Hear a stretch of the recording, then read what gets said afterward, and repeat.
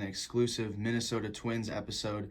I'm going to be breaking down Jhoan Duran's rookie season last year. I'm going to talk about why his emergence was so crucial, and we'll go over some of his stats, advanced stats, and what he means for the future of the Twins moving forward.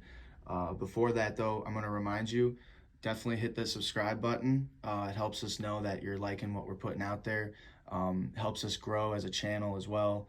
And definitely follow us on Twitter as well at Hot Corner Pod.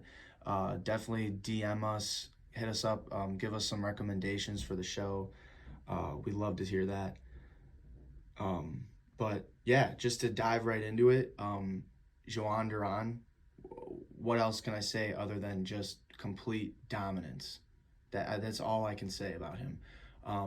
I got some stats for you later that will just blow your mind, but I wanted to talk about just his emergence overall last season. I think a lot of people don't look at it this way, but I think if they did not have him on that team in that bullpen last season, I think you see the Twins finish in third again, maybe even fourth or fifth. How many times did he get that team out of a jam? How many times did he just come in with runners on second or third or first and second and just blow the first two guys away? I think it was crucial when we were having guys like Pagan, Duffy, even McGill at times just getting, pulverized, throwing pitches right down the middle.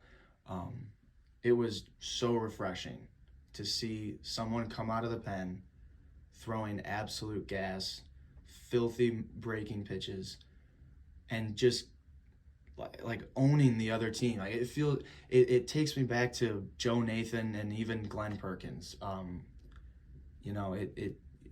It's even better. I think without him, that bullpen would have been even more of a crap show. And I think he saved a lot of people's butts.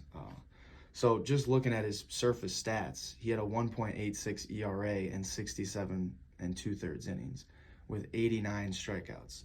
So the strikeouts are just through the roof. ERA is, everything you'd want and more. So rookie year, getting the job done already. But here's where he gets so fun to look at. Here's where looking into his stats just takes you to another level. He is on average, he has the fastest fastball in the MLB, the fastest, over 100 miles per hour or over 99 miles per hour per fastball. His average splitter is also the fastest average splitter in the MLB. You guys remember it. Just drops off the table. Looks like it's coming in at 103, like his fastball, and then all of a sudden, it's a foot under your bat. I really think, aside from Buxton, he was the most fun thing to watch because of that splitter, that fastball, the two fastest pitches in the MLB coming from him.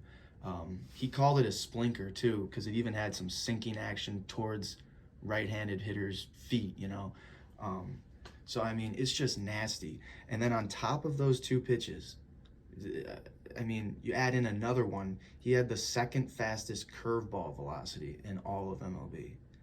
And I remember watching that thing too. That thing drops just straight into the dirt. You're expecting, 97, 98 plus with movement sometimes. And he just drops you with that. It's unreal. It's no wonder why he was the sixth best reliever last year at stranding runners. He had the sixth best stranded runners rate of all relievers. And to be honest, I that was just average for him. I think you give him a full closer slate, you give him a full season of more high leverage situations that he's not just thrown into like he did when he was a rookie. Now he's going to be saved for these situations, and we're going to really see him take advantage of his skill set.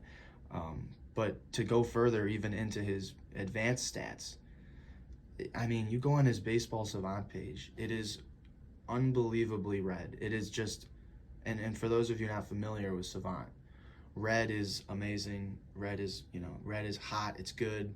Cold is obviously blue. You don't want to be in the blue on Savant. So I encourage everyone to go check out Baseball Savant. Just type in any player and you'll see all of his percentiles compared to the rest of the MLB. But yeah, getting back to Duran, his percentiles on Savant are just elite. So his expected ERA among all MLB pitchers is in the top 2% of the league. His expected slugging and his expected weighted on base percentage against him are both in the top 2% of MLB. So, I mean, just elite production already as a rookie, and his chase rate and his whiff rate were at 2% chase rate and 6% last year on the whiff percentage. So, I mean, he misses bats.